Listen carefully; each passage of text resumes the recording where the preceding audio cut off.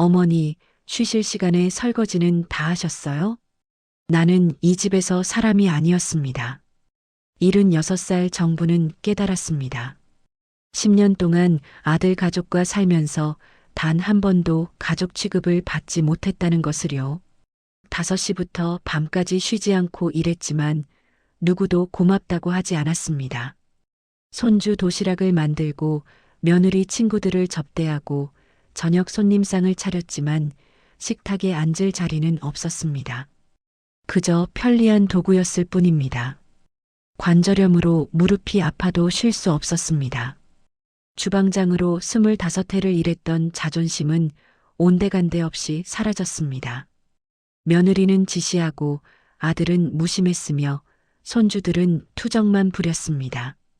하지만 정분의 가슴속엔 뭔가 꿈틀거리기 시작했습니다. 이대로 살 수는 없다는 절박함이었습니다. 그리고 마침내 정부는 선택의 순간을 맞이하게 됩니다. 오늘도 100세 시대에 와주신 여러분 감사합니다. 사연 시작하기 전에 구독과 좋아요 부탁드립니다. 여러분의 응원이 영상 제작에 큰 힘이 됩니다. 새벽 5시입니다. 알람이 울리기도 전에 눈이 떠졌습니다. 76해를 살아오면서 몸이 시계가 되었습니다. 무릎이 욱신거렸지만 꾹 참고 일어났습니다. 손가락 마디마디가 뻣뻣했습니다. 관절염 때문에 아침마다 손을 주물러야 하는데 오늘도 그 시간조차 아까웠습니다. 부엌으로 가는 복도는 어둠 속에서도 눈을 감고 걸을 수 있었습니다. 10년째 이 집에 살고 있으니까요. 아들 윤철이네 집입니다. 정확히 말하면 며느리 은민의 집이죠. 부엌 불을 켜자 하얀 타일이 눈부시게 빛났습니다. 은미가 좋아하는 깨끗한 부엌입니다. 하지만 이 깨끗함을 유지하는 건 제 몫이었습니다. 냉장고를 열고 어제 저녁에 미리 준비해둔 재료들을 꺼냈습니다. 손주 지우의 도시락을 만들어야 했습니다. 중학교 2학년인 지우는 급식을 싫어했습니다. 아니, 정확히는 은미가 급식을 못 믿는다고 했죠. 어머니, 지우 도시락이요. 국물은 묽게 해주시고요. 반찬은 4가지로 맞춰주세요. 너무 짜면 안 되고 기름진 것도 빼주시고요. 며느리의 목소리가 귓가에 맴돌았습니다. 매일 아침 똑같은 말을 반복했습니다. 처음엔 손주를 위한 세심함이라고 생각했습니다. 하지만 이제는 알 것 같았습니다. 이건 세심함이 아니라 통제였습니다. 저를 가족이 아니라 고용된 사람처럼 대하는 방식이었죠.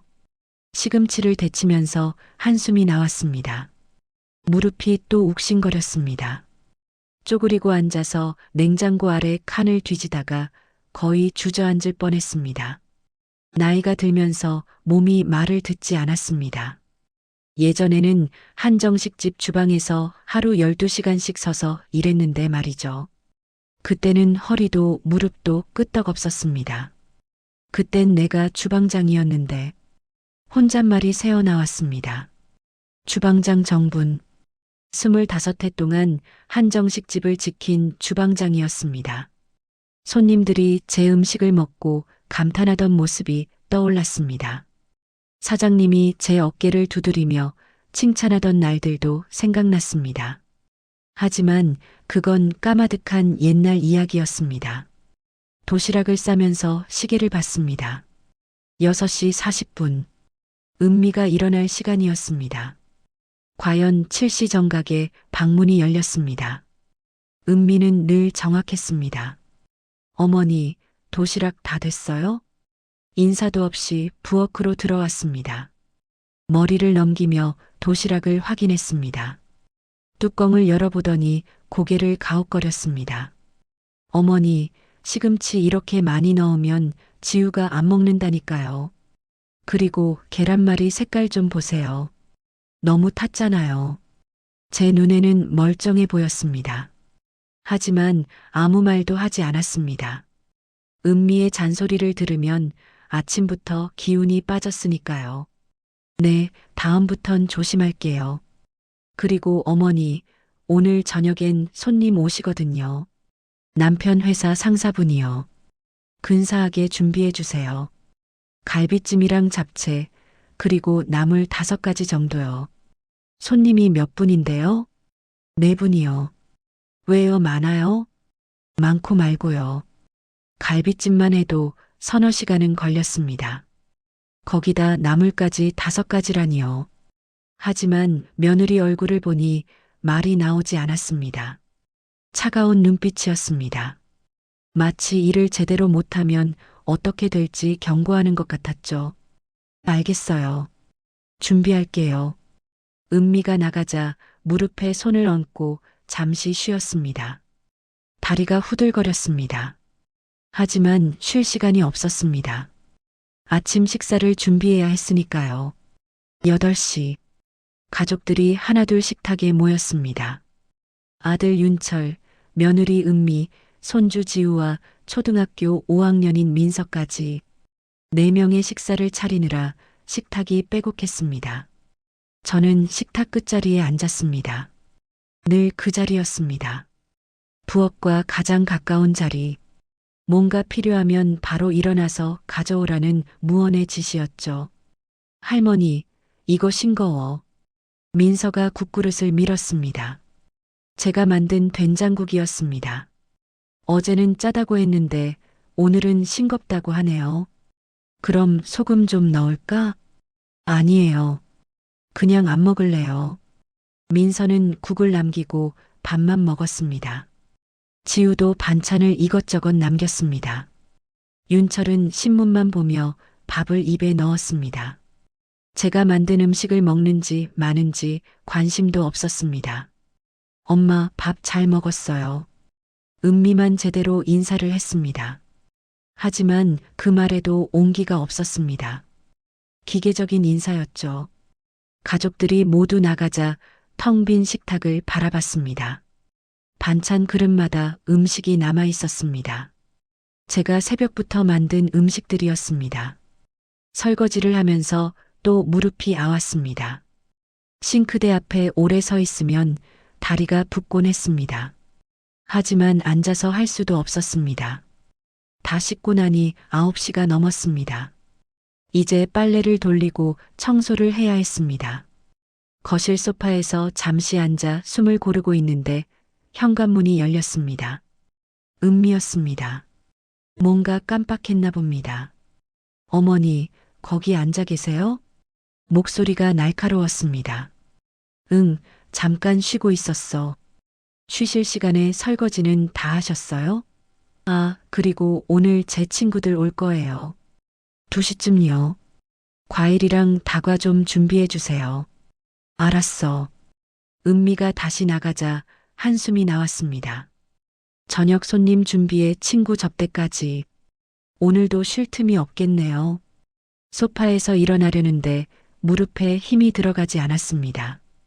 한참을 버둥거리다 겨우 일어섰습니다. 손으로 소파 팔걸이를 짚고 천천히 몸을 일으켰습니다. 나이가 들면 이렇게 되는구나. 쓸쓸한 생각이 들었습니다.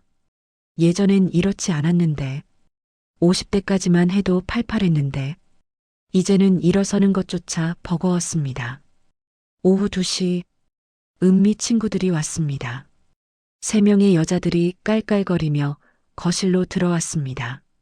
저는 주방에서 과일을 깎고 있었습니다. 수박, 포도, 참외를 예쁘게 담았습니다. 커피도 내려서 쟁반에 올렸습니다. 어머니, 과일 좀 갖다 주세요. 부르는 소리에 쟁반을 들고 나갔습니다. 거실 탁자에 조심스럽게 내려놓았습니다. 친구들은 제가 있는지 없는지 신경도 쓰지 않았습니다. 그저 수다를 떨 뿐이었죠. 은미야, 요즘 애들 학원은 어떻게 보내?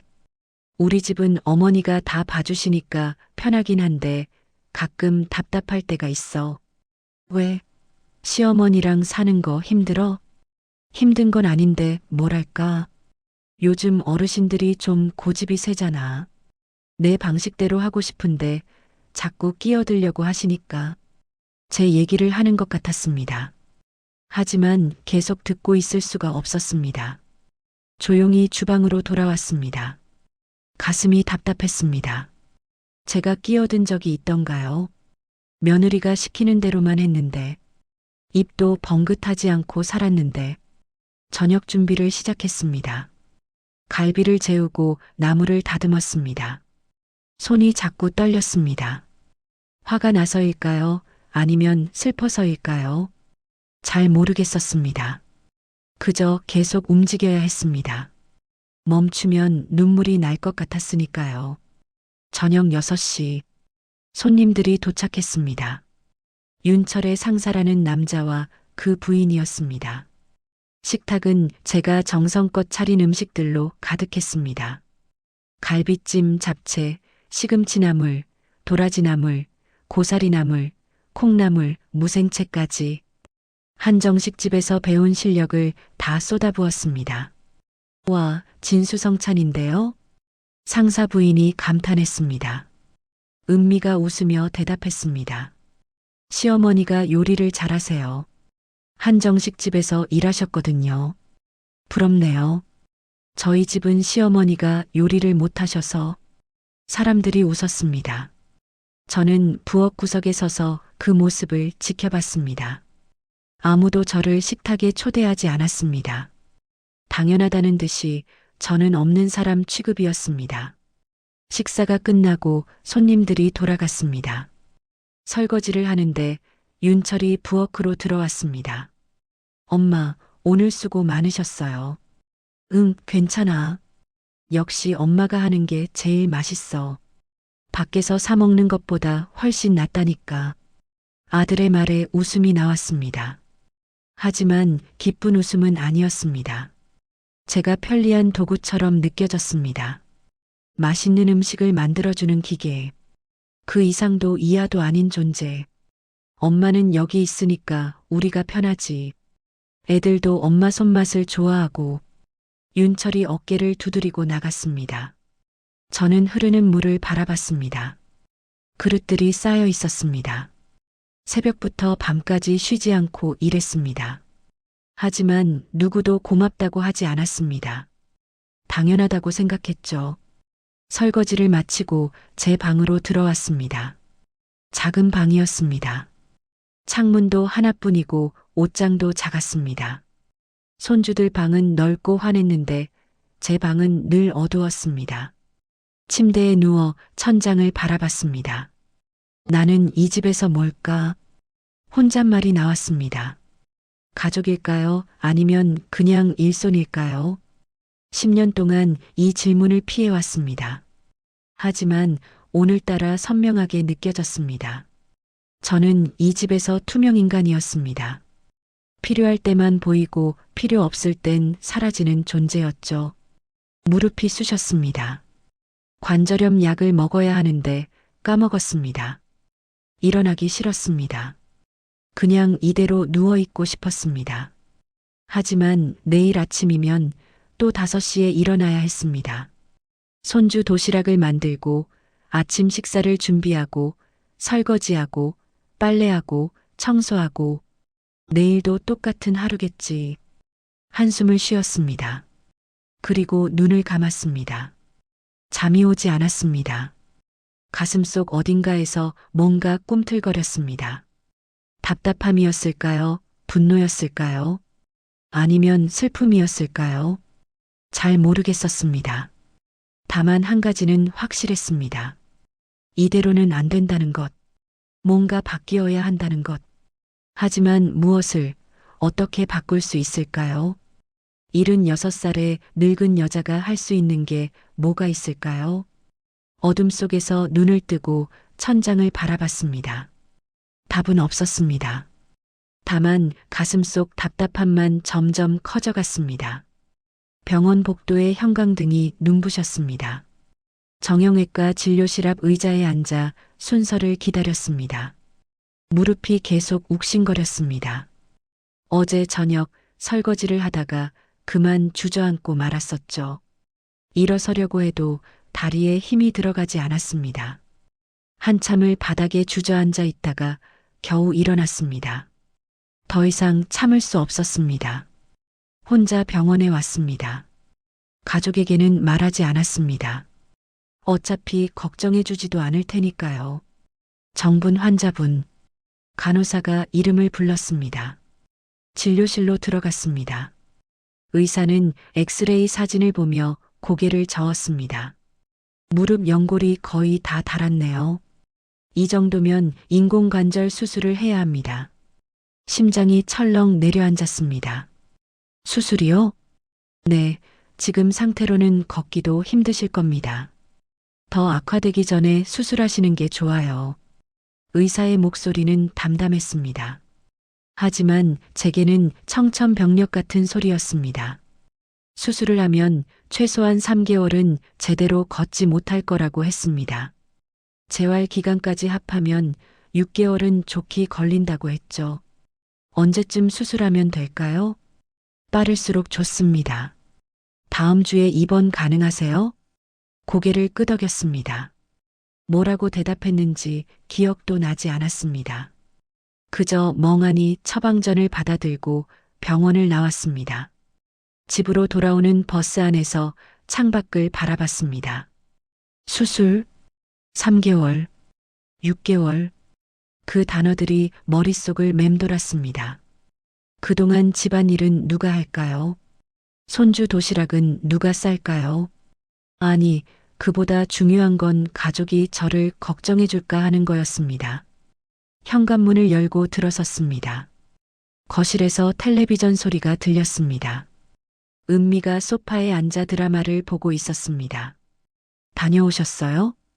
인사도 없이 물었습니다. 텔레비전에서 눈을 떼지도 않았죠. 응, 병원 다녀왔어. 무슨 병원이요? 정형외과. 무릎 때문에. 그제야 은미가 고개를 돌렸습니다. 하지만 걱정하는 표정은 아니었습니다. 오히려 귀찮다는 듯한 얼굴이었죠. 그래서 뭐래요? 수술해야 한대. 인공관절 수술. 언제요? 다음 주. 은미의 얼굴이 굳었습니다. 걱정이 아니라 난처함이었습니다. 다음 주요? 그럼 집안일은 누가 해요? 가슴이 서늘해졌습니다. 제 건강을 걱정하는 게 아니었습니다. 집안일을 걱정하고 있었죠. 회복하는데 시간이 좀 걸린대. 3개월 정도. 3개월이요? 은미가 한숨을 쉬었습니다. 깊고 긴 한숨이었습니다. 어머니, 그럼 그동안 저보고 어떻게 하라는 거예요? 애들 도시락이며 빨래며 청소며 다 제가 해요? 말문이 막혔습니다. 대답할 말이 떠오르지 않았습니다. 파출부라도 불러야 하나? 아, 근데 비용이 만만찮을 텐데. 파출부. 그 단어가 귓가를 때렸습니다. 저는 이 집에서 파출부와 다를 게 뭐가 있을까요? 아니, 파출부는 적어도 돈을 받잖아요. 저는 돈도 받지 못하는 무료 파출부였습니다. 미안해. 겨우 그 말만 했습니다. 은미는 다시 텔레비전 쪽으로 고개를 돌렸습니다. 더 이상 할 말이 없다는 듯이요. 방으로 들어와 침대에 누웠습니다. 천장을 바라보며 눈물이 났습니다. 억울했습니다. 10년 동안 이 집을 위해 몸 바쳐 일했는데 단 한 번도 걱정받아 본 적이 없었습니다. 저녁 무렵 윤철이 퇴근했습니다. 은미가 제 수술 얘기를 했나 봅니다. 윤철이 방문을 두드렸습니다. 엄마 괜찮아요? 응. 수술 꼭 해야 해요? 의사가 그러더라. 그럼 어쩔 수 없네. 근데 엄마, 그동안 집안일은 어떻게 해요? 역시나였습니다. 아들도 며느리와 똑같았습니다. 제 건강보다 집안일이 먼저였죠. 파출부 부르면 되잖아. 그건 너무 비싸잖아요. 한 달에 100만 원도 넘게 들 텐데. 윤철이 난처한 표정을 지었습니다. 엄마가 좀 참고 천천히 수술하면 안 돼요? 내년쯤? 의사가 빨리 하래. 그래도 좀 미루면 안 돼요? 우리도 형편이 빠듯한데. 더 이상 말하고 싶지 않았습니다. 고개를 돌렸습니다. 윤철은 한숨 쉬며 나갔습니다. 수술 날짜가 잡혔습니다. 다음 주 수요일 오전 10시. 입원은 화요일 저녁에 하기로 했습니다. 가족에게 알렸지만 아무도 같이 가겠다고 하지 않았습니다. 어머니, 저는 그날 약속이 있어서요. 은미가 말했습니다. 엄마, 저도 회사에서 회의 있어서 못 빠져요. 윤철도 마찬가지였습니다. 혼자 갈 수 있죠? 은미가 물었습니다. 저를 걱정하는 게 아니라 확인하는 투였습니다. 응, 혼자 갈게. 그렇게 대답했습니다. 목소리가 떨렸지만 참았습니다. 화요일 저녁이 되었습니다. 작은 가방에 옷가지 몇 벌과 세면도구를 챙겼습니다. 가족들은 거실에서 텔레비전을 보고 있었습니다. 제가 짐을 들고 나오자 은미가 고개를 돌렸습니다. 벌써 가세요? 응, 입원해야 해서. 그럼 다녀오세요. 차갑고 건조한 인사였습니다. 윤철은 신문만 보고 있었습니다. 손주들도 게임에만 열중했죠. 아무도 저를 배웅하지 않았습니다. 택시를 타고 병원으로 갔습니다. 창밖으로 스쳐 지나가는 가로등 불빛을 바라봤습니다. 이상하게도 눈물이 나지 않았습니다. 그저 텅 빈 기분이었습니다. 병원에 도착했습니다. 입원 수속을 마치고 병실로 올라갔습니다. 4인실이었습니다. 옆 침대에는 남편과 딸이 함께 온 환자가 있었습니다. 가족들이 웃으며 과일을 깎아주고 있었죠. 저는 혼자 짐을 풀었습니다. 침대에 누워 천장을 바라봤습니다. 옆 침대에서 들리는 가족들의 웃음소리가 멀게 느껴졌습니다. 밤이 깊었습니다. 간호사가 와서 수술 전 준비 사항을 설명했습니다. 보호자분은요? 없어요. 혼자 오셨어요? 네. 간호사가 안타까운 표정을 지었습니다. 하지만 아무 말도 하지 않았습니다. 그저 서류에 체크만 했죠. 새벽에 잠이 깼습니다. 목이 말랐지만 물을 마실 수 없었습니다. 금식 중이었으니까요. 창밖을 바라봤습니다. 동이 트고 있었습니다. 수술실로 들어갔습니다. 차가운 수술대에 누웠습니다. 의사와 간호사들이 분주하게 움직였습니다. 긴장 풀고 계세요. 마취과 의사가 말했습니다. 하지만 긴장을 풀 수가 없었습니다. 두렵기도 했지만 그보다 외로웠습니다. 수술받는 사람 옆에는 가족이 있어야 하는 거 아닐까요? 마취제가 들어오기 시작했습니다. 의식이 흐려졌습니다. 깨어났을 때는 회복실이었습니다. 목이 타들어가는 것처럼 말랐습니다. 간호사를 불렀습니다. 물 좀 주세요. 아직은 안 돼요. 조금만 참으세요. 옆 침대에서는 보호자가 환자의 이마를 닦아주고 있었습니다. 저는 혼자였습니다. 천장만 바라봤습니다. 병실로 돌아왔습니다. 저녁 무렵이었습니다. 휴대폰을 확인했습니다. 문자 하나 없었습니다. 전화도 오지 않았습니다. 밤이 되었습니다. 무릎이 욱신거렸습니다. 진통제를 맞았지만 통증은 가시지 않았습니다. 혼자 이를 악물고 참았습니다. 3일째 되는 날 윤철이 잠깐 들렀습니다. 회사 가는 길에 들른 거였습니다. 엄마 괜찮아요? 응. 그럼 저 가볼게요.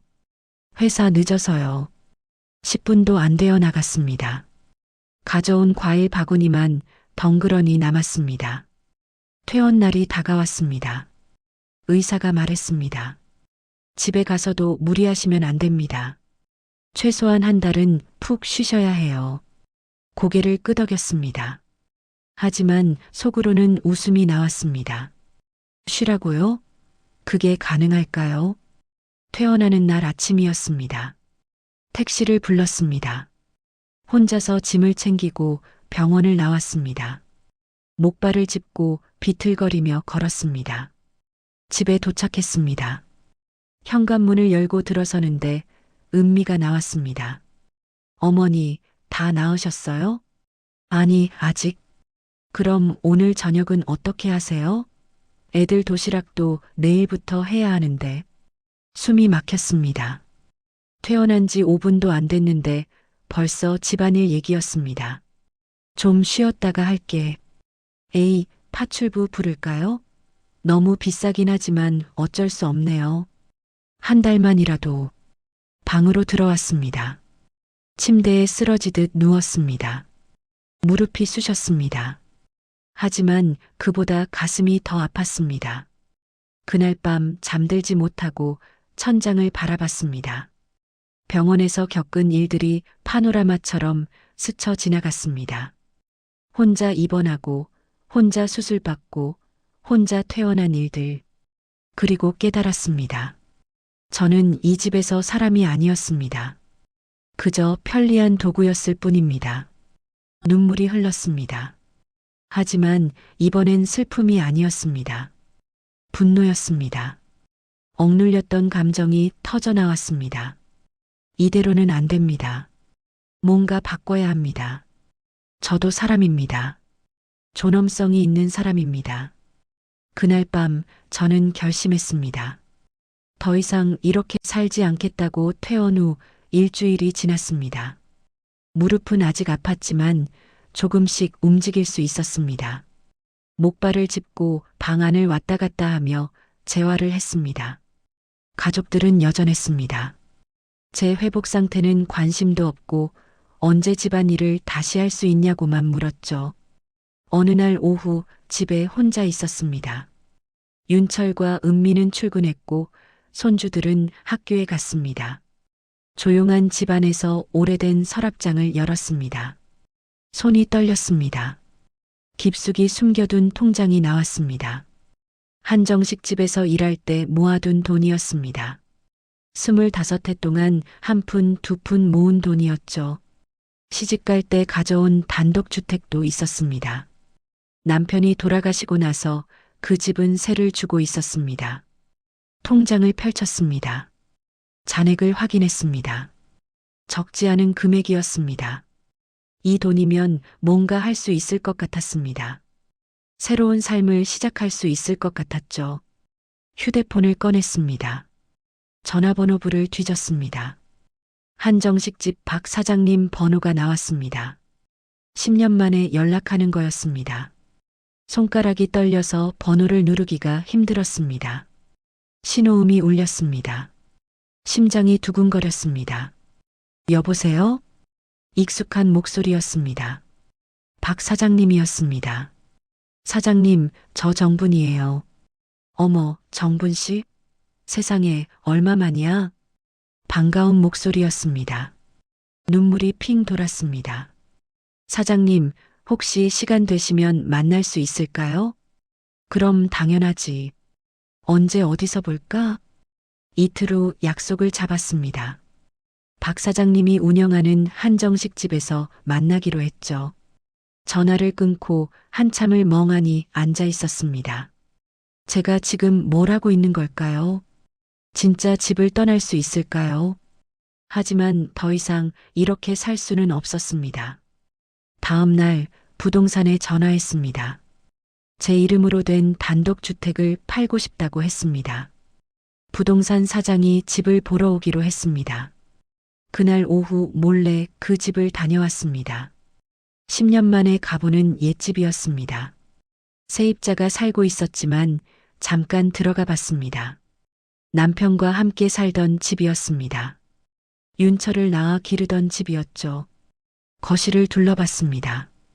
추억이 가득한 곳이었습니다. 하지만 이제는 떠나보낼 때가 된 것 같았습니다. 과거에 매여 살 수는 없었으니까요. 부동산 사장이 왔습니다. 집이 좋네요. 위치도 괜찮고요. 금방 나갈 겁니다. 빨리 팔고 싶어요. 그럼 시세보다 조금 낮춰서 내놓을까요? 고개를 끄덕였습니다. 빨리 처분하고 싶었습니다. 이틀 후 박 사장님을 만났습니다. 한정식 집은 여전히 번창하고 있었습니다. 점심시간이 지나서 손님이 없을 때 같습니다. 주방 냄새가 반가웠습니다. 간장 끓는 냄새, 파볶는 냄새. 제가 그토록 사랑했던 냄새들이었죠. 정분 씨, 여기 앉아요. 박 사장님이 자리를 권했습니다. 68살이 된 사장님은 여전히 정정했습니다. 사장님, 그동안 잘 지내셨어요? 그럼 나야 뭐. 그런데 정분 씨는 어떻게 지냈어요? 연락도 없더니. 아들네 집에서 살았어요. 손주들 돌보면서요. 그랬구나. 근데 무슨 일로 연락했어? 망설였습니다. 어떻게 말해야 할까요? 하지만 솔직하게 털어놓기로 했습니다. 사장님, 저 다시 일하고 싶어요.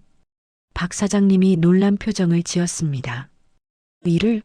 나이도 있는데 괜찮겠어? 제 가게를 차리고 싶어요. 작은 거라도요. 눈물이 났습니다. 참으려 했지만 터져 나왔습니다. 10년 동안 억눌렀던 감정이 쏟아졌습니다. 박 사장님 앞에서 한참을 울었습니다. 정분 씨, 무슨 일 있었어요? 손을 잡아주는 사장님의 손이 따뜻했습니다. 그 따뜻함에 더 울었습니다. 모든 걸 얘기했습니다. 10년 동안 아들네 집에서 겪은 일들을요. 도구 취급받던 일, 수술 받을 때 혼자였던 일, 모든 걸 털어놨습니다. 박 사장님이 한숨을 쉬었습니다. 그렇게 힘들었구나. 난 정분 씨가 잘 지내는 줄만 알았어. 이제는 제 삶을 살고 싶어요. 늦었지만요. 늦지 않았어. 76이 뭐 어때? 난 80까지 일할 거야. 박 사장님이 웃었습니다. 그 웃음에 용기가 났습니다. 혹시 괜찮은 점포 아시는 거 없으세요? 울진 쪽에 장터가 하나 있어. 거기 작은 가게 하나 비었다던데. 반찬 장사하기 좋을 거야. 울진이요? 응, 바닷가 쪽이라 공기도 좋고 관광객들도 많이 와. 한번 가볼래? 고개를 끄덕였습니다. 가슴이 뛰었습니다. 사흘 후 박 사장님과 함께 울진에 갔습니다. 가족에게는 친구 만나러 간다고 했습니다. 아무도 의심하지 않았죠. 버스를 2시간 타고 갔습니다. 울진 장터는 생각보다 활기찼습니다. 아침 일찍부터 장이 섰고 할머니, 할아버지들이 물건을 팔고 있었습니다. 저기야. 박 사장님이 가리킨 곳에 작은 가게가 있었습니다. 10평 남짓한 크기였습니다. 낡았지만 정감 있었습니다. 가게 주인을 만났습니다. 60살쯤 된 남자였습니다. 여기 반찬 장사하시면 잘 될 겁니다. 관광객들이 많이 사가거든요. 월세는 얼마예요? 40만 원이요. 비싸지 않죠? 적당한 가격이었습니다. 가게를 돌아봤습니다. 주방 시설이 갖춰져 있었습니다. 오래되긴 했지만 쓸만했습니다. 창밖을 봤습니다. 멀리 바다가 보였습니다. 파란 바다였습니다. 가슴이 뻥 뚫리는 기분이었습니다. 여기서 나는 다시 태어날 수 있을까? 중얼거렸습니다. 박 사장님이 어깨를 두드렸습니다. 할 수 있어. 정분 씨 실력이면 충분해. 해볼게요. 그 자리에서 계약했습니다. 보증금과 월세를 냈습니다. 계약서에 도장을 찍을 때 손이 떨렸습니다. 하지만 후회는 없었습니다. 다음 달부터 시작하면 되겠네요. 가게 주인이 말했습니다. 네, 준비 좀 하고 올게요. 계약서를 받아들고 가게를 나왔습니다. 손에 든 종이가 묵직했습니다. 이건 단순한 계약서가 아니었습니다. 제 새로운 인생의 시작이었죠. 장터를 걸어다니며 상상했습니다. 여기서 반찬을 팔고 손님들과 이야기하고 웃으며 사는 모습을요. 설렜습니다. 76에 느끼는 설렘이었습니다. 서울로 돌아오는 버스 안에서 창밖을 봤습니다. 해가 지고 있었습니다. 석양이 아름다웠습니다. 이 석양처럼 제 인생도 아름답게 끝나고 싶었습니다. 집에 돌아왔습니다. 거실에서 가족들이 텔레비전을 보고 있었습니다. 제가 들어가자 은미가 물었습니다. 어디 다녀오셨어요? 응, 친구 만나고 왔어. 그래요. 무관심한 대답이었습니다. 아무도 제가 어디 갔다 왔는지 궁금해하지 않았습니다. 방으로 들어와 계약서를 서랍 깊숙이 숨겼습니다. 통장과 함께요. 아직은 아무도 알면 안 됐습니다. 며칠 후 부동산에서 연락이 왔습니다. 집을 사겠다는 사람이 나타났다고 했습니다. 젊은 부부였습니다. 신혼집으로 쓰겠다고 했죠. 빨리 계약하고 싶다는데요. 좋아요. 계약합시다. 일주일 후 계약을 마쳤습니다. 잔금은 한 달 후에 받기로 했습니다. 집이 팔렸습니다. 이제 돌이킬 수 없었습니다. 그날 저녁 가족들이 모여 저녁을 먹었습니다. 윤철이 말했습니다. 엄마, 우리 다음 달에 해외여행 가려고 하는데요. 그래. 아이들 방학이거든요. 일주일 정도 갈 건데 엄마는 어때요? 혼자 괜찮으시겠어요? 기회였습니다. 바로 그때였습니다. 응, 괜찮아. 혼자서도 잘 지낼 수 있어. 정말요? 그럼 다녀올게요. 윤철이 웃었습니다. 제가 혼자 있는 동안 불편할 거라곤 생각도 안 하는 것 같았습니다. 그날 밤 잠들기 전에 생각했습니다. 다음 달, 가족들이 여행 가는 날, 바로 그날 떠나야겠다고요. 가슴이 두근거렸습니다. 두려웠지만 동시에 설렜습니다. 새로운 삶이 기다리고 있었습니다. 창밖을 봤습니다. 달이 밝았습니다. 그 달빛 아래서 중얼거렸습니다. 나는 이제 주인공이 될 거야. 내 인생의 주인공. 눈을 감았습니다. 처음으로 평온한 잠이 찾아왔습니다. 드디어 그날이 왔습니다. 가족들이 해외여행을 떠나는 날이었습니다. 새벽 5시에 눈을 떴습니다. 알람도 맞추지 않았는데 저절로 깼습니다. 가슴이 두근거렸습니다. 윤철 가족은 6시 비행기를 타기 위해 4시에 나갔습니다. 현관문이 닫히는 소리가 들렸습니다. 그리고 정적이 찾아왔습니다. 침대에서 일어나 거실로 나갔습니다. 텅 빈 집이었습니다. 처음으로 혼자만의 공간이 생겼습니다. 이상한 기분이었습니다. 해방감과 동시에 쓸쓸함이 밀려왔죠. 방으로 돌아와 옷장을 열었습니다. 짐을 싸야 했습니다. 오래된 여행 가방을 꺼냈습니다. 먼지가 수북했습니다.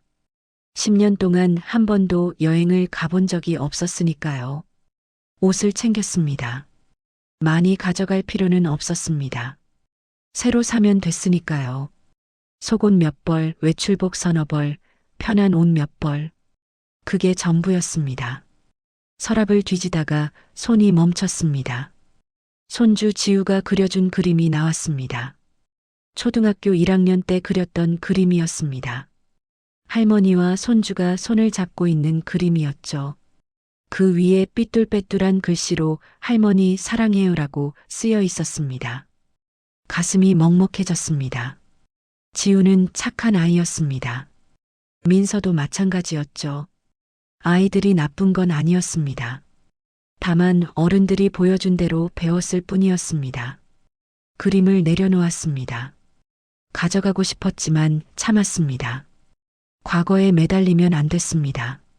새로운 삶을 살려면 놓아야 했습니다. 부엌으로 갔습니다. 제가 10년 동안 서 있던 곳이었습니다. 싱크대에 손을 얹었습니다. 차가운 스테인리스 촉감이 느껴졌습니다.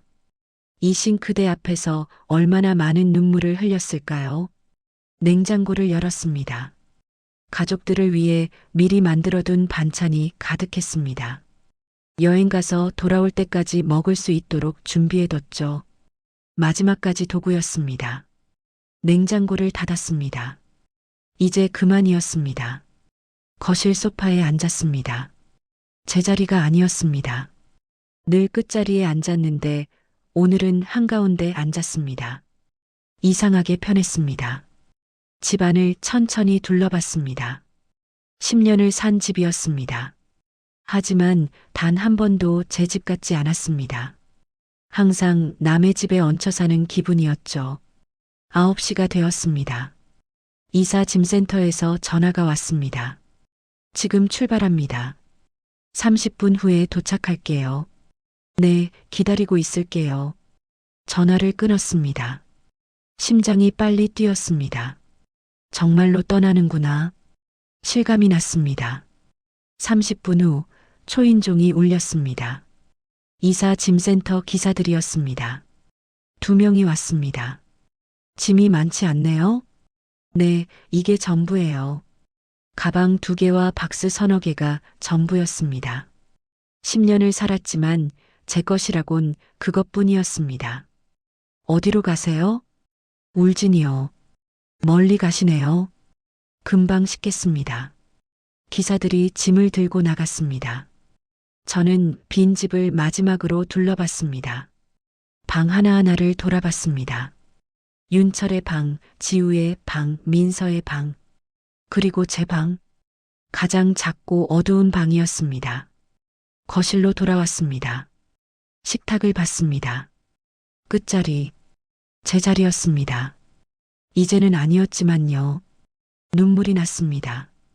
슬퍼서가 아니었습니다. 해방감 때문이었습니다. 드디어 자유로워지는구나. 그런 생각이 들었죠. 다 싫었습니다. 기사가 말했습니다. 감사합니다. 그럼 먼저 가주세요. 제가 뒤따라 갈게요. 네, 울진 주소로 가면 되죠? 네, 부탁드려요. 이사차가 떠났습니다. 집이 텅 비었습니다. 저 혼자만 남았습니다. 오전 10시, 약속 시간이었습니다. 단독주택을 산 청년 부부를 만나러 갔습니다. 부동산 사무실에서 만났습니다. 30살쯤 되어 보이는 부부였습니다. 신혼부부 같았습니다. 안녕하세요. 밝게 인사했습니다. 행복해 보였습니다. 집 잘 쓸게요. 정말 마음에 들어요. 그래요. 좋은 집이에요. 행복하게 사세요. 진심이었습니다. 이 부부는 행복할 것 같았습니다. 잔금을 받았습니다. 통장에 찍힌 금액을 확인했습니다. 적지 않은 돈이었습니다. 이 돈으로 새로운 삶을 시작할 수 있었습니다. 감사합니다. 부부에게 인사하고 부동산을 나왔습니다. 발걸음이 가벼웠습니다. 집으로 돌아왔습니다. 아니, 이제는 집이 아니었습니다. 그냥 건물일 뿐이었죠. 손가방 하나만 들고 마지막으로 집을 나섰습니다. 현관문을 잠갔습니다. 열쇠를 식탁 위에 놓고 왔습니다. 쪽지도 하나 남겼습니다. 잘 지내세요. 저도 제 삶을 살겠습니다. 정분. 짧은 쪽지였습니다. 더 이상 할 말이 없었습니다. 버스 정류장으로 걸어갔습니다. 무릎은 아직 완전히 낫지 않았지만 걸을 만했습니다. 목발 없이도 천천히 걸을 수 있었죠. 버스를 탔습니다. 울진행 버스였습니다. 2시간이 걸린다고 했습니다. 창가 자리에 앉았습니다. 버스가 출발했습니다. 서울이 멀어졌습니다. 10년을 산 동네가 작아졌습니다. 가슴이 답답하면서도 뻥 뚫리는 기분이었습니다. 창밖 풍경을 봤습니다. 빌딩들이 점점 줄어들었습니다. 나무들이 늘어났습니다. 하늘이 넓어졌습니다. 1시간쯤 지났을 때였습니다. 휴대폰이 울렸습니다. 윤철이었습니다. 무시했습니다. 다시 울렸습니다. 또 무시했습니다. 문자가 왔습니다. 엄마 어디 가셨어요? 집에 아무도 없어요. 읽었지만 답장하지 않았습니다. 다시 전화가 왔습니다. 이번엔 은미였습니다. 받지 않았습니다. 연속으로 전화가 왔습니다. 휴대폰을 꺼버렸습니다. 조용해졌습니다. 버스는 계속 달렸습니다. 바다가 보이기 시작했습니다. 푸른 동의 바다였습니다. 햇살이 바다에 반짝였습니다. 아름다웠습니다. 울진에 도착했습니다. 오후 1시였습니다. 버스에서 내려 깊게 숨을 들이마셨습니다. 바다 냄새가 났습니다. 짠 내음이었습니다. 상쾌했습니다. 택시를 타고 장터로 갔습니다. 낮이지만 여전히 사람들이 많았습니다. 활기찬 곳이었습니다. 제 가게 앞에 섰습니다. 이사 짐센터 차가 와 있었습니다. 도착하셨네요. 짐 다 내려놨습니다. 고생하셨어요. 기사들에게 인사하고 가게 안으로 들어갔습니다. 작은 가게였습니다. 하지만 제 공간이었습니다. 처음으로 가진 온전히 제 것인 공간이었죠. 짐을 풀기 시작했습니다. 옷을 정리하고 주방 도구를 꺼냈습니다. 손에 익은 칼, 도마, 냄비들이었습니다. 창문을 열었습니다. 바람이 들어왔습니다. 바다바람이었습니다. 시원했습니다. 가게 앞 의자에 앉았습니다. 장터를 바라봤습니다. 사람들이 오가고 웃고 떠들었습니다. 저도 저 속에 섞이게 될 것입니다. 해가 지기 시작했습니다. 노을이 아름다웠습니다. 바다 위로 붉은 해가 떨어졌습니다. 첫날 밤이었습니다. 가게 안 작은 방에 이불을 폈습니다. 누웠습니다. 조용했습니다. 아무도 부르지 않았습니다. 아무도 지시하지 않았습니다. 눈물이 났습니다. 이번엔 슬픔도 분노도 아니었습니다. 평온함이었습니다. 나는 해냈어. 드디어 내 삶을 되찾았어. 중얼거렸습니다. 가슴이 따뜻해졌습니다. 창밖으로 별이 보였습니다. 서울에서는 볼 수 없던 별들이었습니다. 반짝이는 별을 보며 눈을 감았습니다. 새로운 삶이 시작되었습니다. 첫날 아침이었습니다. 새벽 5시에 눈이 떠졌습니다. 몸이 기억하고 있었습니다. 하지만 오늘은 달랐습니다. 손주 도시락을 쌀 필요도, 가족 아침을 준비할 필요도 없었죠. 창문을 열었습니다. 바다 바람이 들어왔습니다. 멀리서 갈매기 소리가 들렸습니다.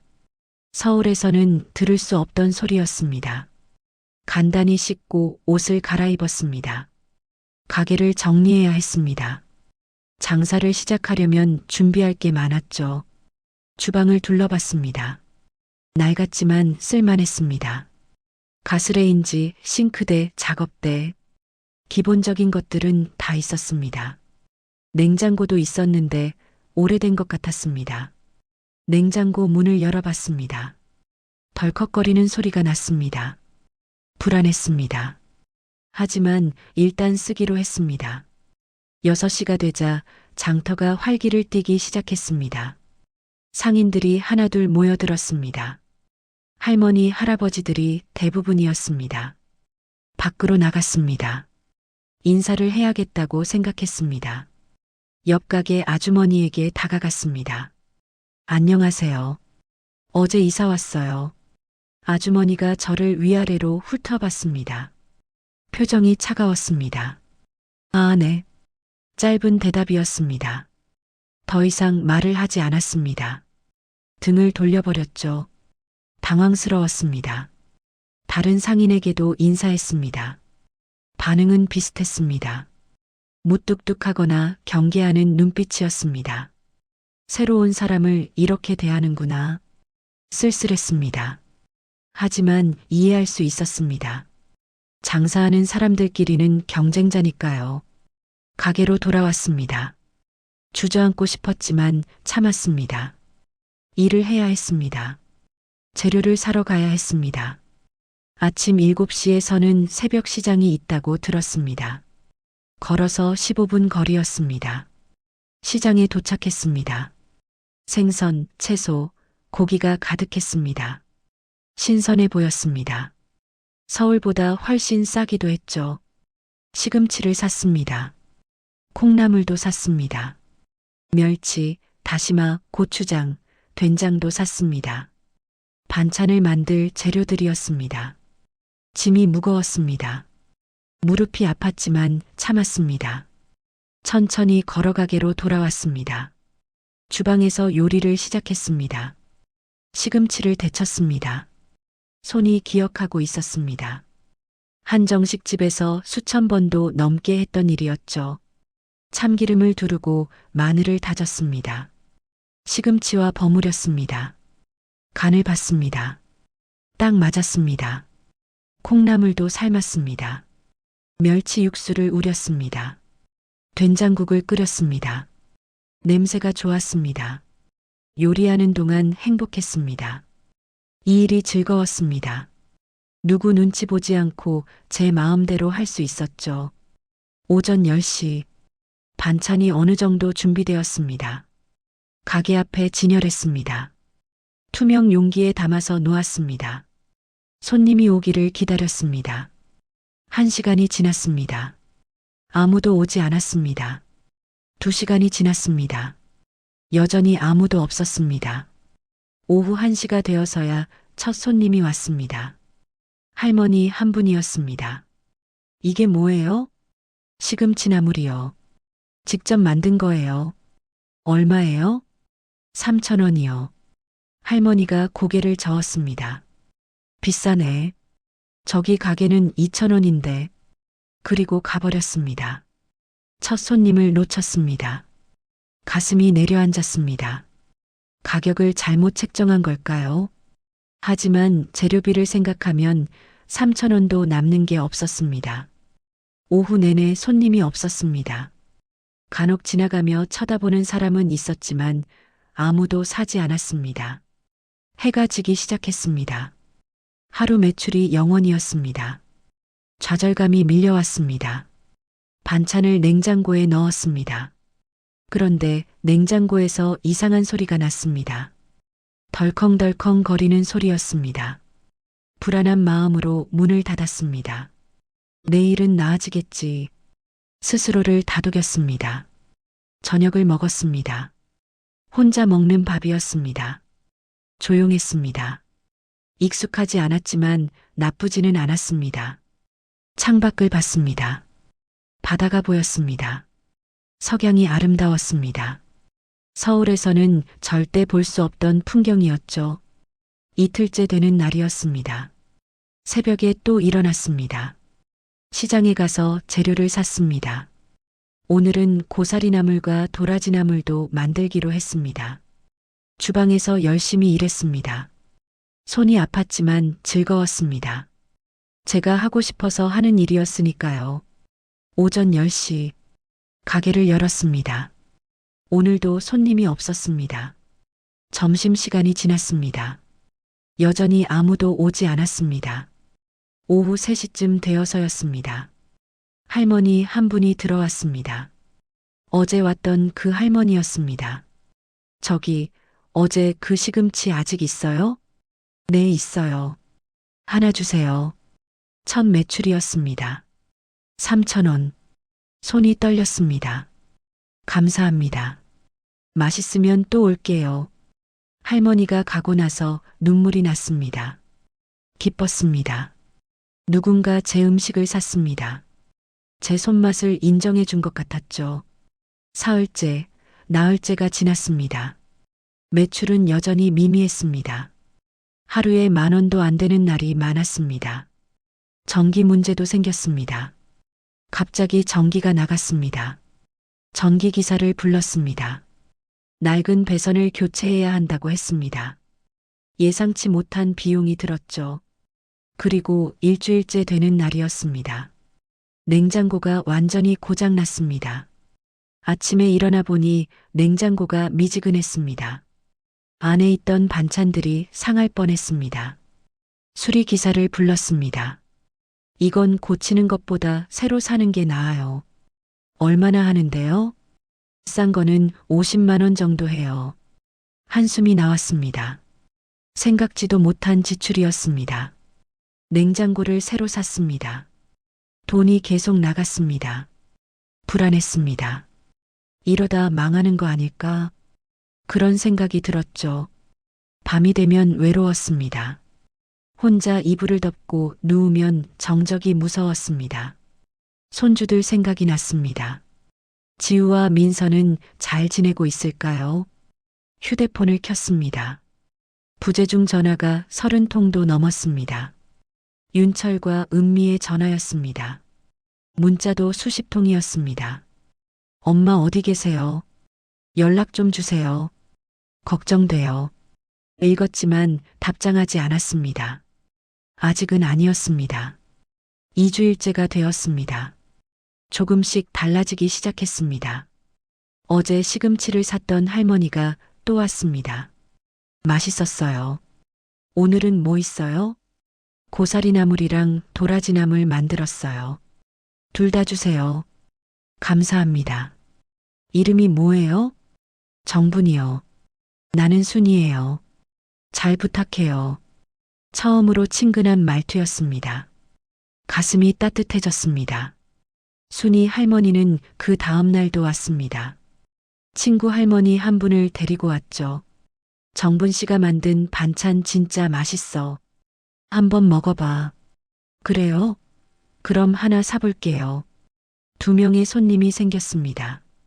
작지만 시작이었습니다. 3주일째가 되었습니다. 단골이 조금씩 늘었습니다. 순이 할머니가 소문을 내준 것 같았습니다. 정분 씨, 반찬이 맛있다고 소문났어요. 옆 가게 아주머니가 말을 걸어왔습니다. 처음으로 웃는 얼굴이었습니다. 감사해요. 힘내요. 장사는 처음이 어려워요. 격려의 말이었습니다. 눈물이 날 뻔했습니다. 한 달이 지났습니다. 매출이 조금씩 올랐습니다. 하루 3만 원, 5만 원씩 팔리기 시작했습니다. 많은 돈은 아니었지만 희망이 보였습니다. 어느 날 저녁 가게 정리를 하고 있었습니다. 순이 할머니가 들어왔습니다. 정분 씨, 저녁 먹었어요? 아니요, 아직이요. 같이 먹어요. 혼자 먹기 심심해서요. 순이 할머니 집에서 저녁을 먹었습니다. 된장찌개에 보리밥이었습니다. 소박했지만 맛있었습니다. 정분 씨, 혼자 사는 거예요? 네. 가족은요? 있긴 한데, 따로 살아요. 더 이상 묻지 않았습니다. 순이 할머니는 눈치가 빠른 분이었습니다. 외로우면 언제든 오세요. 나도 혼자 사는 몸이라. 고마워요. 처음으로 친구가 생긴 것 같았습니다. 그날 밤 가게로 돌아와 바다를 봤습니다. 달빛이 바다에 반짝였습니다. 파도 소리가 들렸습니다. 한 달 전 제 모습을 떠올렸습니다. 두려웠고 불안했습니다. 하지만 해냈습니다. 여전히 어렵지만 조금씩 나아지고 있었습니다. 무릎도 많이 좋아졌습니다. 이제는 목발 없이도 잘 걸을 수 있었습니다. 몸도 마음도 회복되고 있었죠. 휴대폰을 봤습니다. 윤철의 문자가 또 와 있었습니다. 엄마, 제발 연락 좀 주세요. 읽었지만 답장하지 않았습니다. 아직은 아니었습니다. 제가 먼저 단단해져야 했습니다. 창문을 닫고 이불 속으로 들어갔습니다. 피곤했지만 행복했습니다. 나는 더 이상 예전의 나가 아니야. 중얼거리며 눈을 감았습니다. 내일은 더 나은 날이 될 거였습니다. 2달째가 되었습니다. 계절이 바뀌고 있었습니다. 아침 바람이 선선해졌습니다. 바다도 조금씩 차가워지는 것 같았죠. 매출이 꾸준히 올랐습니다. 하루 평균 7만 원에서 10만 원씩 벌었습니다. 생활비를 빼고도 조금씩 모을 수 있었습니다. 어느 날 아침이었습니다. 새로운 반찬을 구상하고 있었습니다. 문득 손녀 지우가 생각났습니다. 지우가 좋아하던 맛이 떠올랐죠. 달콤하면서도 짭조름한 맛이었습니다. 장조림을 만들기로 했습니다.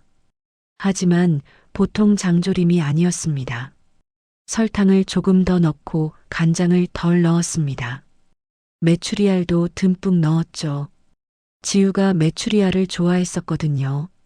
정성껏 끓였습니다. 3시간 넘게 졸였습니다. 맛을 봤습니다. 딱 맞았습니다. 지우가 먹으면 좋아할 맛이었습니다. 눈물이 났습니다.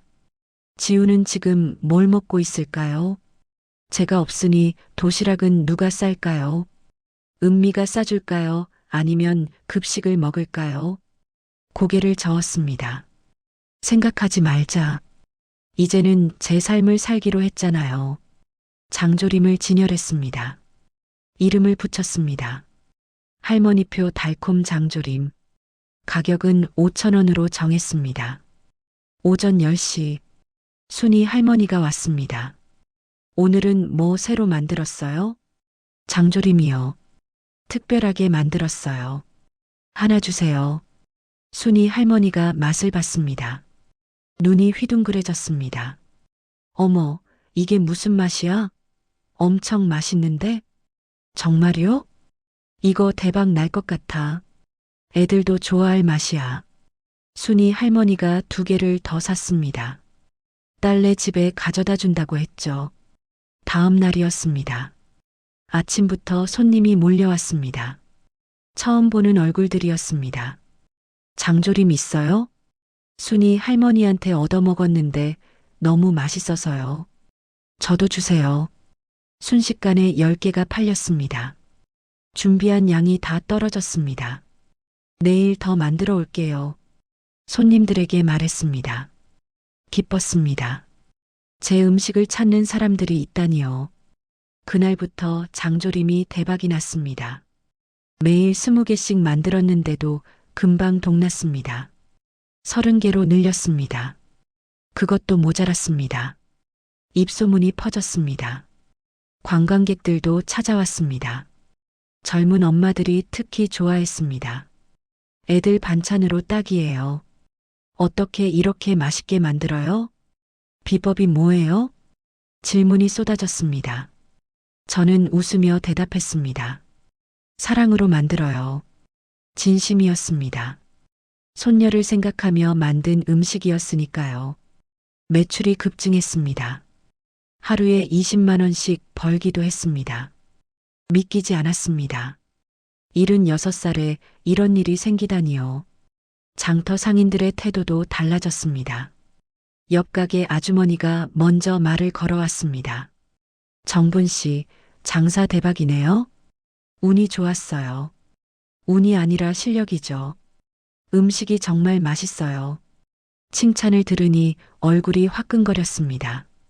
부끄럽기도 하고 기쁘기도 했죠. 다른 상인들도 친절해졌습니다. 아침에 인사를 건네면 웃으며 답했습니다. 점심때는 서로 음식을 나눠 먹기도 했습니다. 정분 씨, 우리 김밥 좀 먹어봐요. 순희 씨, 이 떡볶이 맛 좀 봐요. 장터가 따뜻해졌습니다. 저도 이제 이 공동체의 일원이 된 것 같았습니다. 2달 반이 지났을 무렵이었습니다. 통장을 확인했습니다. 200만 원이 넘게 모여 있었습니다. 순수익이었습니다. 가슴이 벅찼습니다. 제 손으로 번 돈이었습니다. 누구 눈치 보지 않고 쓸 수 있는 돈이었죠. 오랜만에 시내에 나갔습니다. 옷가게에 들어갔습니다. 10년 만에 제 옷을 사는 거였습니다. 예쁜 블라우스가 눈에 띄었습니다. 밝은 베이지색이었습니다. 입어봤습니다. 잘 어울렸습니다. 이거 살게요. 계산하면서 기분이 이상했습니다. 설렜습니다. 제 돈으로 제 옷을 산다는 게 이렇게 기쁜 일인지 몰랐습니다. 집에 돌아와 거울을 봤습니다. 새 옷을 입은 제 모습이 낯설었습니다. 예뻤습니다. 나이 들었지만 괜찮았습니다. 웃음이 났습니다. 거울 속 제 모습이 웃고 있었습니다. 언제 이렇게 웃어봤나 싶었습니다. 가게도 조금씩 꾸몄습니다. 예쁜 커튼을 달았습니다. 화분도 몇 개 놓았습니다. 작은 테이블과 의자도 샀죠. 손님들이 앉아서 쉴 수 있게요. 가게가 아늑해졌네요. 손님들이 말했습니다. 기뻤습니다. 제 공간을 제가 꾸민다는 게 이렇게 즐거운 일인지 몰랐습니다. 아침마다 일찍 일어났습니다. 하지만 이제는 의무가 아니었습니다. 하고 싶어서 일어났습니다. 새벽 산책을 시작했습니다. 바닷가를 걸었습니다. 해가 떠오르는 모습을 봤습니다. 장관이었습니다. 파도 소리를 들었습니다. 갈매기가 날아다녔습니다. 바람이 머리카락을 흔들었습니다. 살아있다는 게 느껴졌습니다. 나는 살아있구나. 중얼거렸습니다. 진짜로 살아있었습니다. 10년 동안은 죽은 것처럼 살았습니다. 하지만 이제는 달랐습니다. 3개월째가 되었습니다. 단골 손님이 확실히 늘었습니다. 매일 찾아오는 사람들이 있었습니다. 정분 씨 반찬 없으면 밥이 안 넘어가요. 정분 씨가 요리 선생님이었어요? 아니요, 한정식 집 주방장이었어요. 역시 솜씨가 보통이 아니더라. 칭찬을 들을 때마다 가슴이 뿌듯했습니다. 자존감이 되살아났습니다. 제가 잘하는 게 있구나. 그걸 인정받는구나. 그런 기분이었죠. 어느 날 저녁이었습니다. 순이 할머니와 함께 저녁을 먹었습니다. 바닷가 작은 식당에서 회를 먹었습니다. 정분 씨, 요즘 표정이 정말 밝아졌어요. 그래요?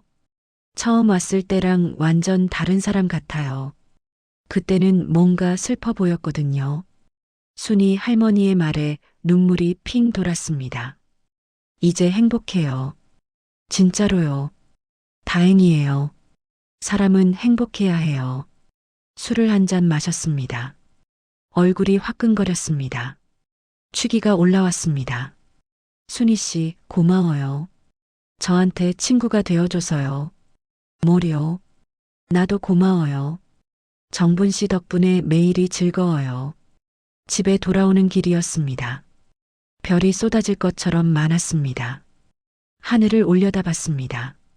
눈물이 났습니다. 하지만 슬픔의 눈물이 아니었습니다. 감사의 눈물이었습니다. 이 순간이 감사했습니다. 가게에 도착했습니다. 불을 켰습니다. 제 공간이었습니다. 온전히 제 것이었습니다. 거울을 봤습니다. 76살의 제 얼굴이 있었습니다. 주름이 많았습니다. 하지만 눈빛이 살아있었습니다. 나, 이렇게 잘하는 사람이었구나. 혼잣말이 나왔습니다. 믿기지 않았습니다. 제가 이렇게 할 수 있는 사람인 줄 몰랐습니다. 휴대폰을 봤습니다. 윤철의 문자가 또 와 있었습니다. 요즘은 하루에 한 번씩 왔습니다. 엄마 건강하시죠? 연락 주세요. 읽었습니다. 하지만 여전히 답장하지 않았습니다. 아직은 준비가 안 됐습니다. 침대에 누웠습니다. 편안했습니다. 몸도 마음도 편했습니다. 무릎도 많이 좋아졌습니다. 아침 산책 덕분인 것 같았습니다. 창밖을 봤습니다. 달이 밝았습니다. 달빛이 바다를 비쳤습니다. 은빛 물결이었습니다. 나는 이제 괜찮아. 혼자서도 잘 살 수 있어. 중얼거리며 눈을 감았습니다. 평온한 잠이 찾아왔습니다. 악몽도 없었습니다. 그저 고요한 잠이었습니다. 새벽 5시에 눈을 떴습니다. 하지만 피곤하지 않았습니다. 오히려 상쾌했습니다. 창문을 열었습니다. 바다바람이 들어왔습니다. 깊게 숨을 들이마셨습니다. 오늘도 좋은 하루가 될 거야. 웃음이 났습니다. 진심으로 그렇게 믿었습니다. 주방으로 갔습니다. 오늘도 음식을 만들 것입니다. 누가 시켜서가 아니라 제가 하고 싶어서요. 칼을 잡았습니다. 손에 딱 맞았습니다. 이 느낌이 좋았습니다. 도마 위에 채소를 올렸습니다. 칼질을 시작했습니다. 리듬이 있었습니다. 경쾌했습니다. 나는 주방장이야. 정분 주방장. 속으로 중얼거렸습니다. 자부심이 느껴졌습니다. 해가 떠올랐습니다. 새로운 하루가 시작되었습니다. 그날은 평범한 오후였습니다. 가게에서 장조림을 포장하고 있었습니다. 손님 2명이 기다리고 있었죠. 정분 씨, 이번 주말에 손주들 온다고 했잖아요. 순이 할머니가 물었습니다. 네, 장조림 좀 더 사가려고요. 웃으며 대답했습니다. 그때였습니다. 가게 입구에 그림자가 드리워졌습니다. 고개를 들었습니다. 남자가 서 있었습니다. 심장이 멈추는 것 같았습니다. 윤철이었습니다. 48살 아들이 거기 서 있었습니다. 멍한 표정이었습니다. 믿기지 않는다는 얼굴이었죠. 엄마. 떨리는 목소리였습니다.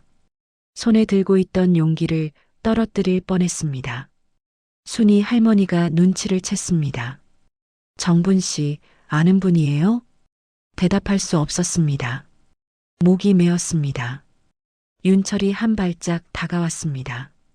눈이 충혈되어 있었습니다. 수염도 제대로 안 깎은 것 같았습니다. 초췌해 보였죠?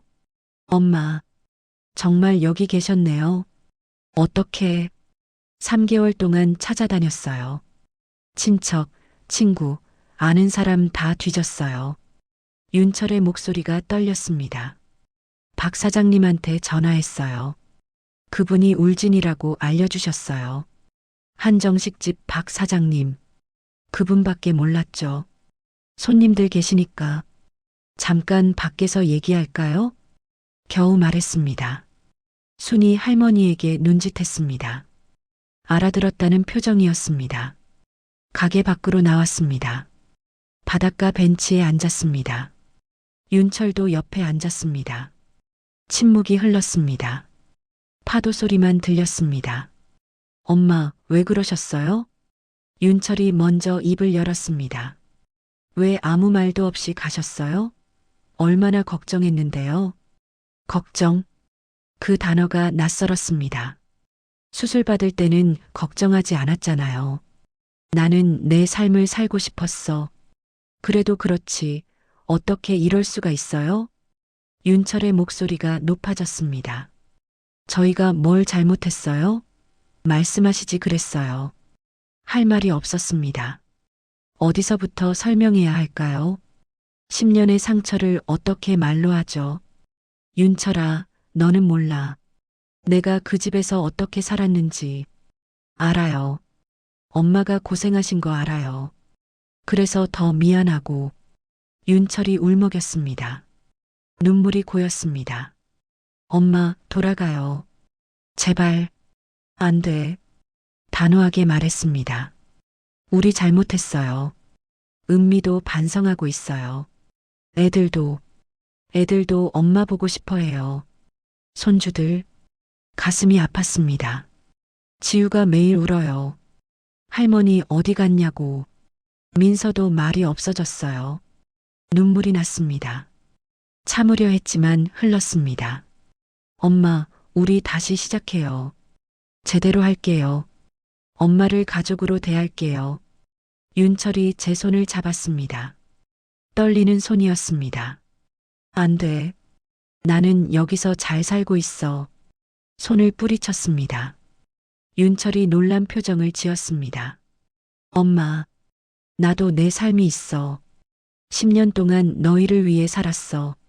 이제는 나를 위해 살고 싶어. 그럼 저희는요? 저희는 어떻게 하라고요? 윤철이 얼굴을 감쌌습니다. 어깨가 떨렸습니다. 울고 있었습니다. 48살 아들이 우는 모습을 보니 가슴이 찢어졌습니다. 엄마 마음이었습니다. 아들이 아프면 저도 아팠습니다. 하지만 동시에 화가 났습니다. 지금 와서 왜 우는 거죠? 제가 수술 받을 때는 왜 안 왔죠? 윤철아, 내가 진짜 나를 걱정했으면 수술 받을 때 왔어야지. 그건 혼자 입원하고 혼자 수술 받고 혼자 퇴원했어. 아무도 없었어. 목소리가 떨렸습니다. 퇴원하고 집에 갔더니 뭐라고 했는지 알아? 저녁은 어떻게 하냐고 물어봤어. 내 무릎은 관심도 없었어. 윤철이 고개를 숙였습니다. 미안해요, 엄마. 정말 미안해요. 미안하다고 다 되는 게 아니야. 일어섰습니다. 더 이상 이야기하고 싶지 않았습니다. 엄마, 제발. 윤철이 매달렸습니다. 하지만 뿌리치고 가게로 돌아왔습니다. 그날 저녁 가게 문을 닫았습니다. 손님들을 보낼 수 없었습니다.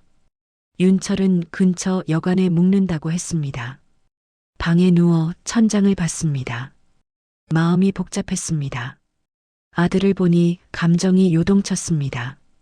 다음 날 아침이었습니다. 윤철이 또 왔습니다. 이번엔 휴대폰을 들고 있었습니다. 엄마, 애들이 통화하고 싶대요. 윤철아, 제발요, 엄마.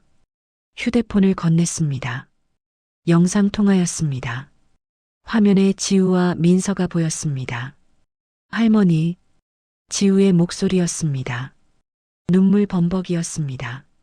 지우야, 목이 메었습니다. 할머니, 어디 갔어요? 왜 안 와요? 할머니 보고 싶어요.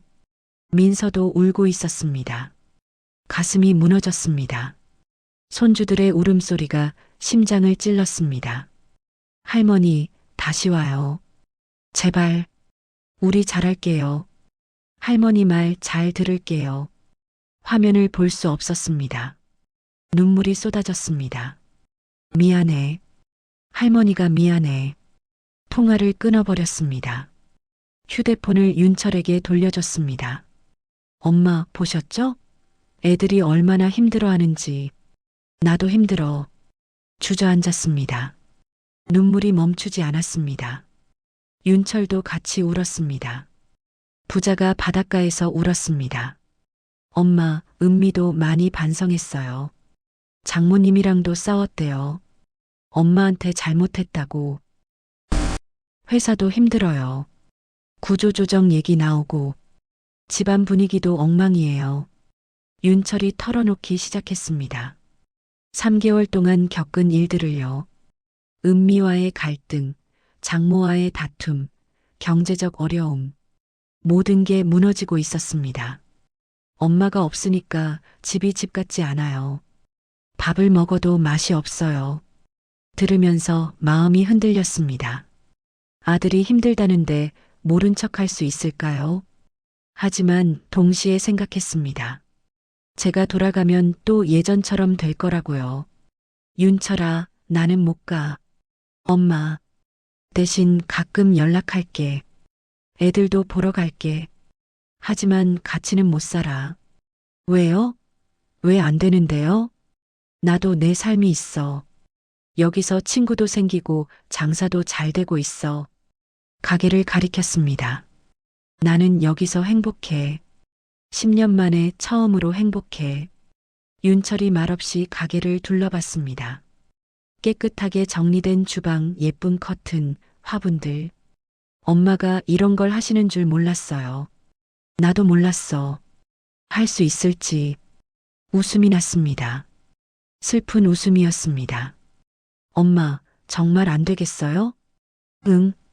단호하게 대답했습니다. 윤철이 한참을 가만히 있다가 일어섰습니다.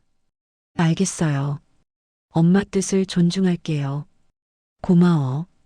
대신 한 달에 한 번은 연락 주세요. 애들한테도요. 그럴게. 윤철이 떠났습니다. 버스 정류장까지 배웅했습니다. 엄마, 건강하세요. 너도. 버스가 떠났습니다. 윤철이 창밖으로 손을 흔들었습니다. 저도 흔들었습니다. 버스가 사라지자 주저앉았습니다. 눈물이 쏟아졌습니다. 엄마 마음과 정분이라는 인간의 마음이 싸웠습니다. 아들이 힘들다는데 외면해도 되는 걸까요? 손주들이 우는데 모른 척해도 되는 걸까요? 하지만 동시에 알았습니다. 돌아가면 또 예전처럼 될 거라는 걸요. 순이 할머니가 와서 안아줬습니다. 잘했어요, 정분 씨. 당신은 잘했어요. 품에서 한참을 울었습니다. 그날 밤 잠들지 못했습니다. 윤철의 얼굴, 손주들의 울음소리가 귓가에 맴돌았습니다. 하지만 동시에 생각했습니다. 제가 만든 이 삶을요.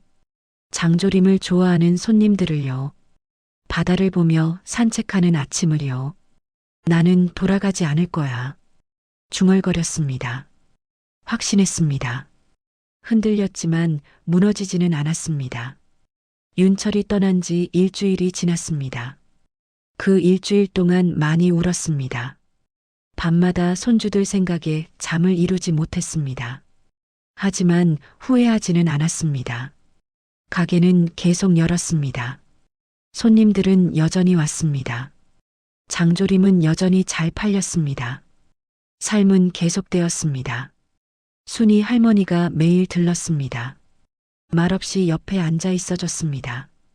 그 존재만으로 위로가 되었습니다. 정분 씨, 괜찮아요?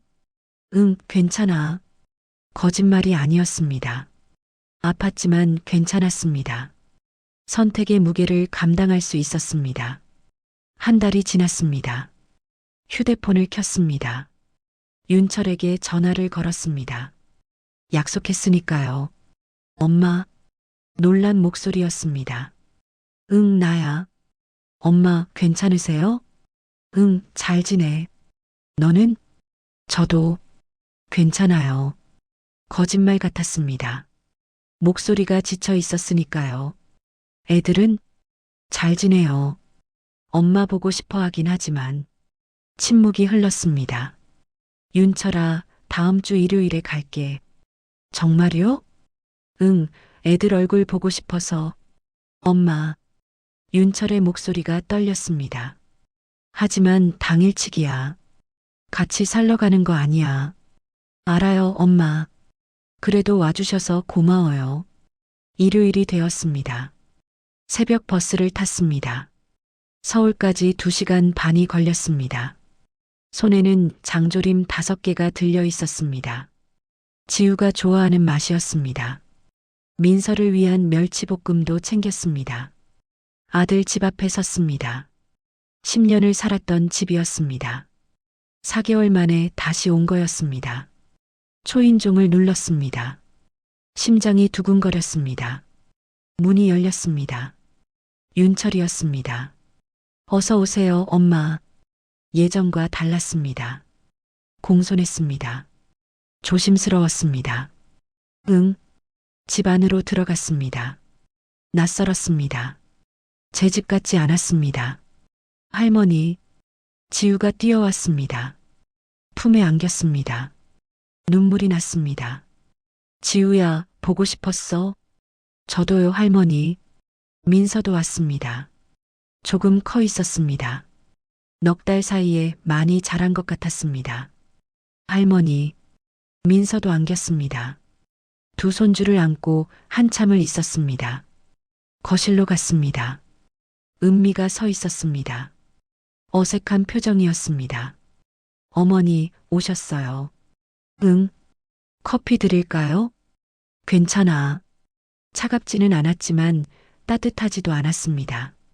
어색한 공기였습니다. 손주들과 이야기를 나눴습니다. 학교 이야기, 친구 이야기를 들었습니다. 지우는 중학교 3학년이 되었고 민서는 중학교 1학년이 되었다고 했습니다. 할머니, 이거 봐요. 지우가 성적표를 보여줬습니다. 성적이 올랐다고 자랑했습니다. 잘했네. 우리 지우 대단해. 할머니가 없어서 공부했어요.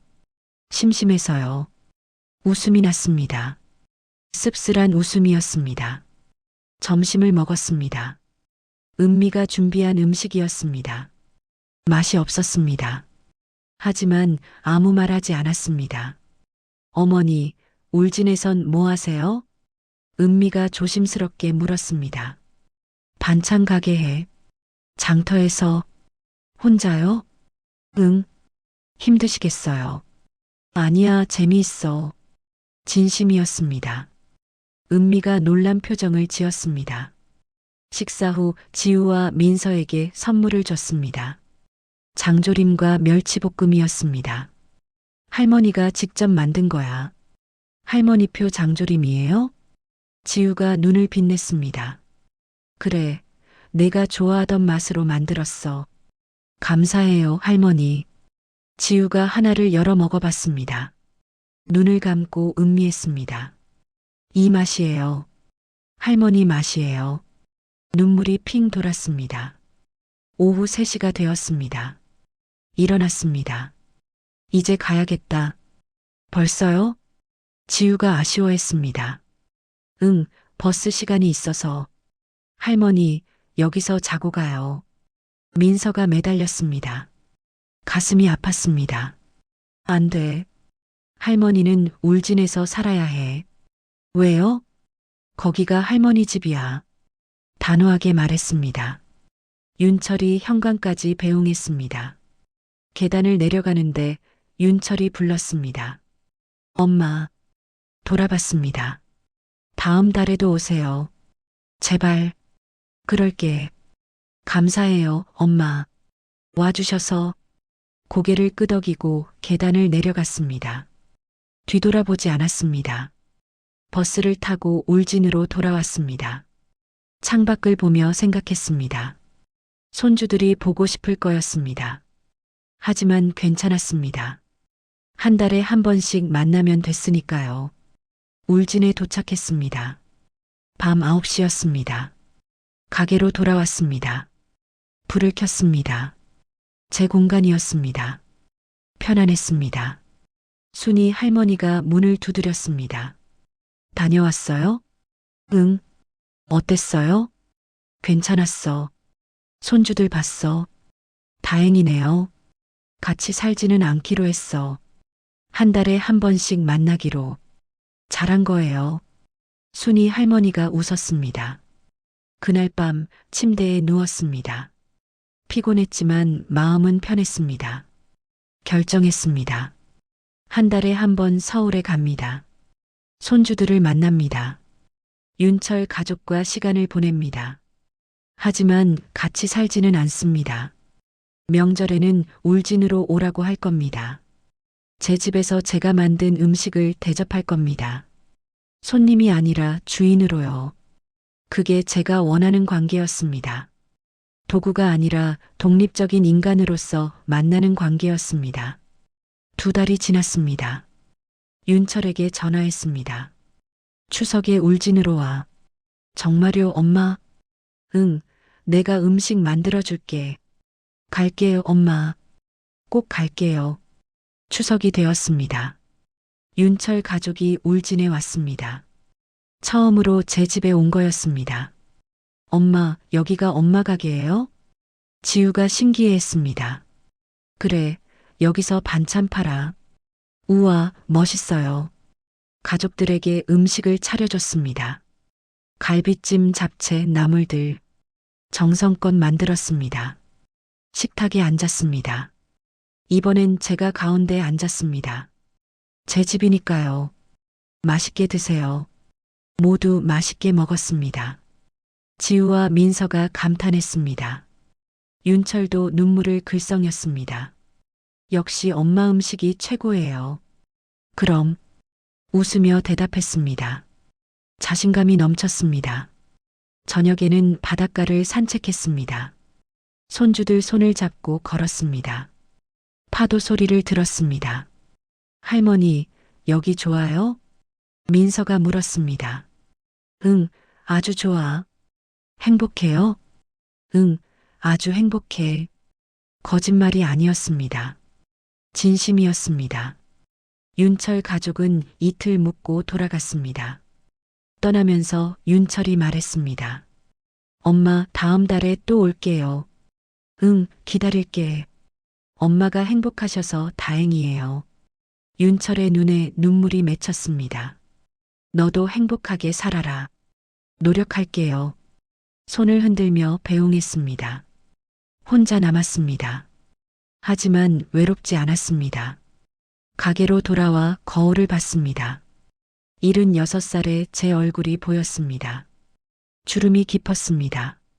하지만 눈빛이 살아있었습니다. 나는 이제 내 삶의 주인공이야. 중얼거렸습니다. 확신했습니다. 창밖을 봤습니다. 바다가 보였습니다. 달빛이 바다를 비쳤습니다. 물결이 반짝였습니다. 내일 아침이면 또 새벽 5시에 일어날 겁니다. 하지만 이제는 의무가 아니었습니다. 하고 싶어서 하는 일이었습니다. 시장에 가서 재료를 살 겁니다. 주방에서 요리할 겁니다. 손님들을 맞이할 겁니다.